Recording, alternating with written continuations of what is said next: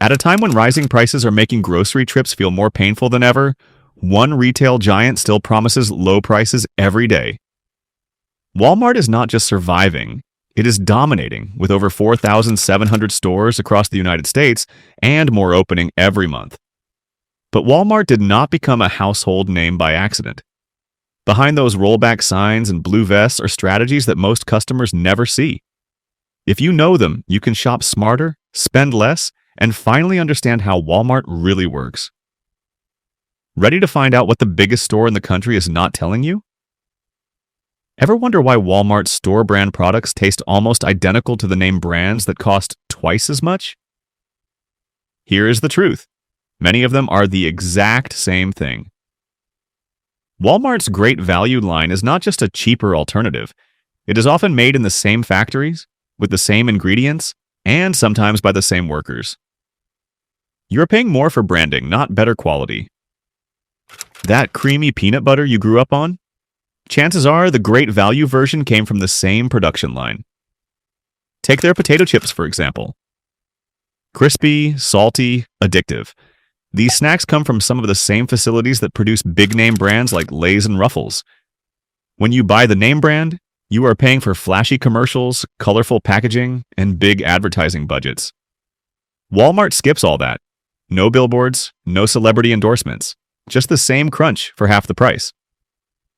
It is like buying a designer handbag without the logo, and your wallet stays heavier. It goes beyond chips. Walmart's dairy products often come from the same cooperatives and suppliers used by major labels. That gallon of milk? It might be the same blend that costs 40% more with a cow on the carton. Yogurt, cheese, even organic eggs. Many of them come from the exact same farms. In a blind taste test conducted by a consumer research group, 71% of shoppers could not tell the difference between Walmart's Great Value products and name brand competitors. 19% actually preferred Walmart's version. This is not deception, it is strategy. Walmart uses its buying power to negotiate directly with manufacturers. In many cases, those manufacturers agree to produce nearly identical products under Walmart's private label. What does Walmart get in return? Huge savings, and they pass that cost cut directly to the customer. By eliminating the middleman, flashy packaging, and marketing fluff, Walmart reduces costs across thousands of items. It is economics without the drama. And Walmart's strategy is not just about what you buy, it is about when you buy it. Timing your Walmart trip can save you money, time, and stress. Want the freshest produce? Head to the store on Monday or Thursday mornings. Most Walmart locations receive shipments overnight, and fresh stock hits the floor early. According to internal logistics data, 60% of stores finish restocking produce by 9 a.m. on Mondays. That means the strawberries you grabbed were probably in a crate 12 hours earlier. Looking for discounts? You will want to walk in on Wednesday afternoons or Sunday evenings. Clearance stickers, those little yellow tags, start to appear as shelves get reset for the new sales cycle. Managers need to make room for the next week's promotions, and that means dropping prices on slow movers, overstocks, and expiring goods. Discounts can range from 10 to 75%, and the earlier you spot them, the better the haul. Some seasoned shoppers even follow employees around as they stick markdowns on end caps and freezer doors. Want to avoid the chaos? Skip Saturday's afternoon. That is when Walmart becomes a human maze of overflowing carts, kids asking for candy, and checkout lines that stretch to the garden center. Wait times on Saturday peak around 2 p.m., averaging over 14 minutes per lane. Compare that to Tuesday mornings when you can walk in, shop in peace, and be back in your car in under 20 minutes. According to internal reports, foot traffic drops by 35% on weekday mornings, making them the sweet spot for shoppers who want calm over chaos. Even the weather can work in your favor. Rainy days see a 30% drop in foot traffic at Walmart stores nationwide. That means shorter lines, more parking, and first pick on markdowns. So yes, bring the umbrella. It is worth it. Once you know when to shop, it is time to understand how Walmart makes more from every aisle without you even realizing it. One of their oldest tricks? Shelf placement. Eye-level shelves are often reserved for higher margin items or brands that pay for premium placement. Meanwhile, better deals live above your head or down by your shoes. Want to save money? Start squatting. The lowest shelves often hide store brand versions, bulk packages, and items with a lower price per unit ratio. Another pricing tactic? Rollbacks. Those bold red signs make it feel like you are getting a limited time deal. But not every rollback is truly temporary. In fact, many rollbacks are quietly extended week after week. Why? Because the sign itself drives more sales. Behavioral economists call this price framing, making you feel like you are getting a deal even when the price has not changed in months. A recent pricing audit revealed that over 40% of rollback signs stayed up longer than 3 weeks. And if you have ever wondered why some of Walmart's best deals feel like they are gone before you get there, it is not just demand. It is design. Walmart limits quantities on hot ticket items, not because they run out, but because scarcity creates urgency. Think about the $5 waffle maker on Black Friday. They only stock 30 of them, even though they know 200 people will come looking. Scarcity sells. Walmart also uses store layout psychology to boost impulse buys. The bakery is near the front. The electronics section sits next to toys. Essentials like milk and eggs, all the way in the back. Every extra step you take increases the chance you will toss something unplanned into your cart. That bargain bin filled with $1 kitchen gadgets? It exists solely to slow you down and tempt you. Speaking of impulse buys, have you ever noticed how Walmart's clearance sections seem random? That is on purpose. Clearance items are rotated weekly, shuffled between departments, and often placed near unrelated goods. This increases the likelihood that you will wander, discover something unexpected, and buy on a whim. It is not a lack of organization, it is strategic disorder. But not all savings at Walmart are advertised. There is an unspoken markdown code that experienced shoppers swear by. Items ending in 7, like $9.97, often indicate the final markdown before discontinuation. If you see a price ending in 1, like $5.91, it usually means the item will not be restocked. These tiny clues are how insiders know when to buy now or miss out forever. Walmart's in-store brand strategy extends beyond food and household products. Their clothing line George and Home Goods brand, mainstays, are built on the same playbook. Find a trending product. Copy the look. Make it cheaper. Sell it in bulk. That trendy comforter set you bought last fall? Probably made in the same overseas factory as a designer version sold for triple the price at a department store. Same materials, same stitching, different tag. Their electronics line, On, follows the same model. Many On products are rebranded versions of tech gadgets made by known manufacturers, just with stripped-back packaging and Walmart-exclusive pricing. Soundbars, tablets, LED projectors. What you are really buying is a budget-friendly clone. And here's the kicker. Walmart can offer these prices because they move volume. Massive volume. A single Walmart supercenter can sell over 1,500 loaves of bread in a day. Multiply that by thousands of stores, and you get an economy of scale that allows them to negotiate better supplier contracts, which in turn keeps their costs low and their shelves full. And while those shelves stay full, Walmart's team behind the scenes is working non-stop to make sure they stay that way. One of the company's best-kept secrets is its ultra-efficient supply chain. Walmart pioneered real-time inventory tracking, allowing their systems to know exactly what is selling, when it is selling, and where more product is needed. That is why your local Walmart rarely runs out of essentials for more than a few hours. The moment stock gets low, trucks are already on the way. That kind of predictive restocking is not just fast, it is strategic. Walmart's suppliers must meet extremely specific packaging and delivery standards. Pallets are built to exact heights. Products arrive pre-labeled and shelf-ready. If a supplier cannot meet the requirements, Walmart finds one who can. This obsessive control means store employees spend less time unpacking and more time selling. That same level of control extends to how Walmart prices its products across locations. If you thought prices were the same nationwide, think again. Walmart uses a system called zone pricing, which allows the same item to be priced differently based on store location, local competitors, and regional demand. For example, a gallon of milk might cost $3.75 in a rural area, but $4.25 in a major city, because shoppers there are used to higher prices and have fewer alternatives nearby. The algorithm behind zone pricing is constantly adjusting. If a nearby store offers a lower price, Walmart can quietly adjust theirs to beat it. You might never notice it happening, but the store's data system does. In fact, some locations change prices over 50 times per day. That is why that $5 candle you saw last week might suddenly be marked down to $3.97 today. It is not just a clearance, it is algorithmic warfare. And let us not forget online shopping. Walmart's e-commerce division has exploded in recent years, but there is a secret to those speedy deliveries and low online prices: third-party sellers. Just like on other online marketplaces, many products listed on Walmart.com do not come from Walmart at all. They are sold by independent sellers who use Walmart's platform to reach more customers.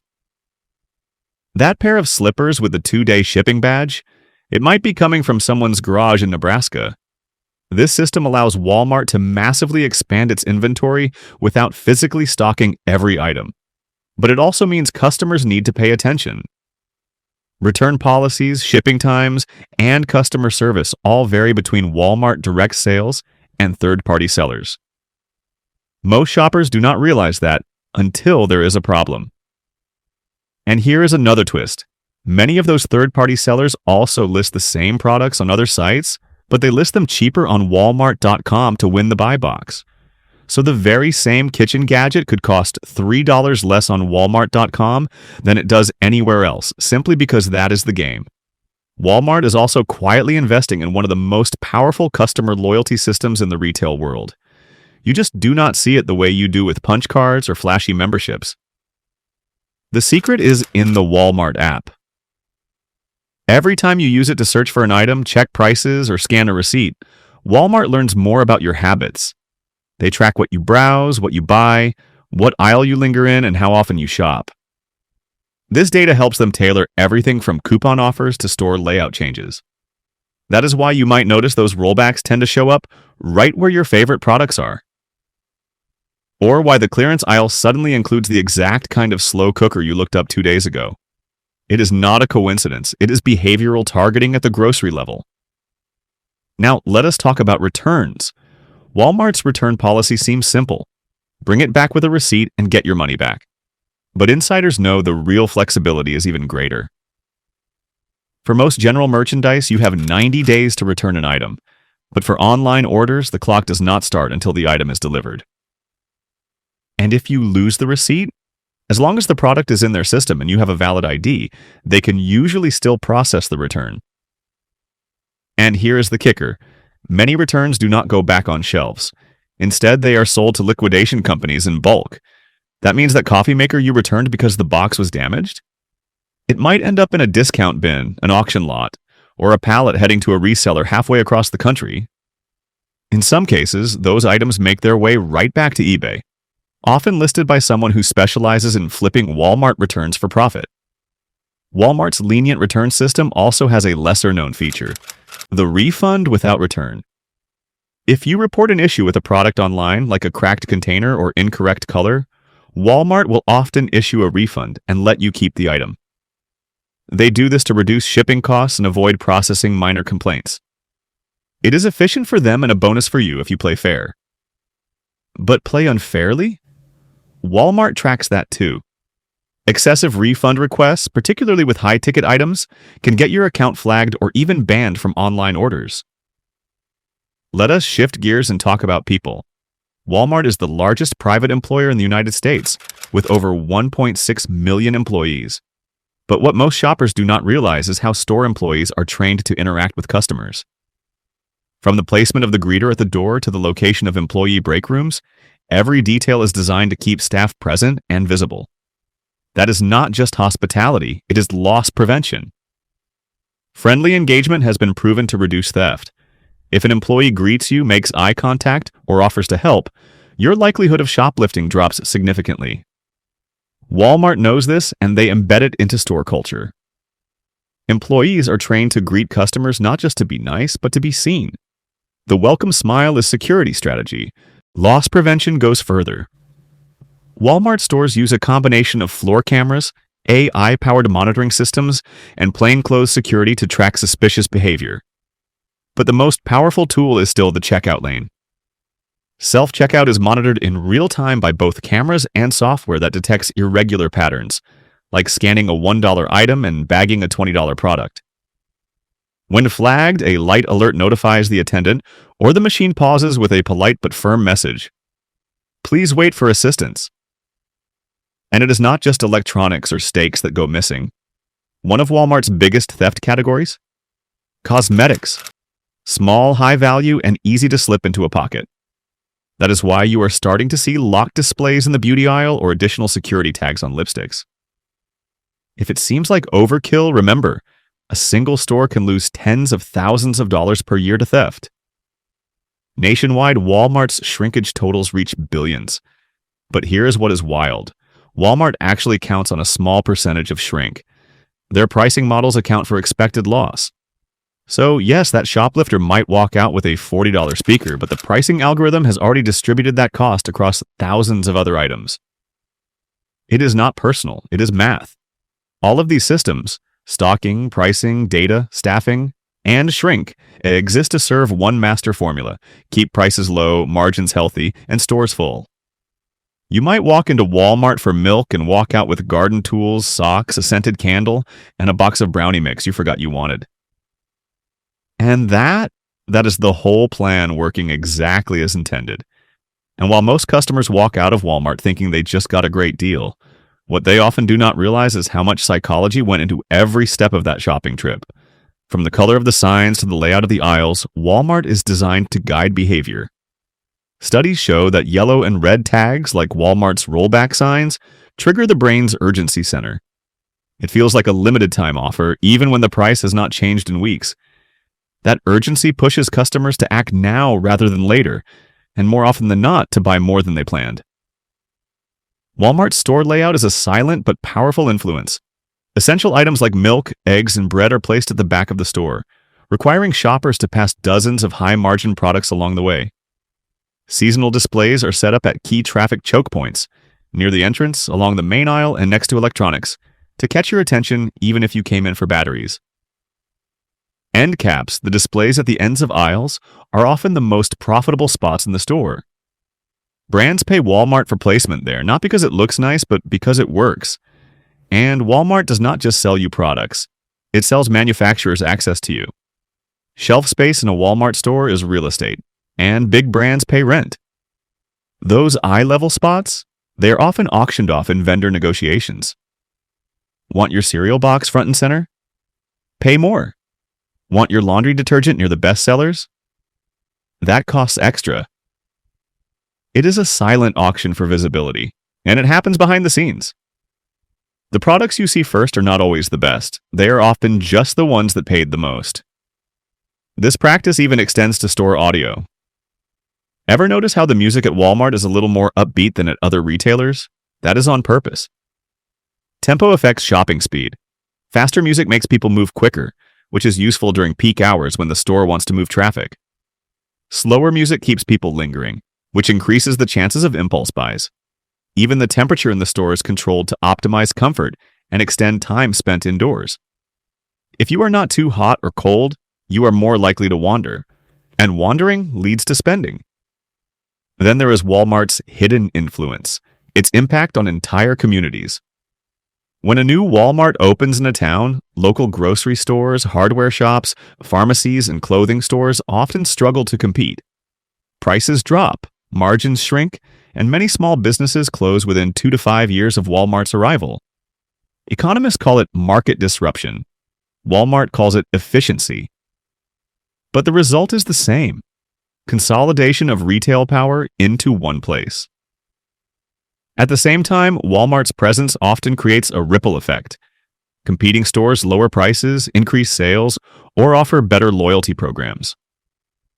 In areas where Walmart opens a new supercenter, grocery prices at nearby chains drop by as much as 7%. That effect alone saves customers millions, even if they do not shop at Walmart directly. It is what some analysts call the Walmart halo. You feel it even if you do not know it is happening. But for all its size and influence, Walmart is also in the middle of a quiet reinvention.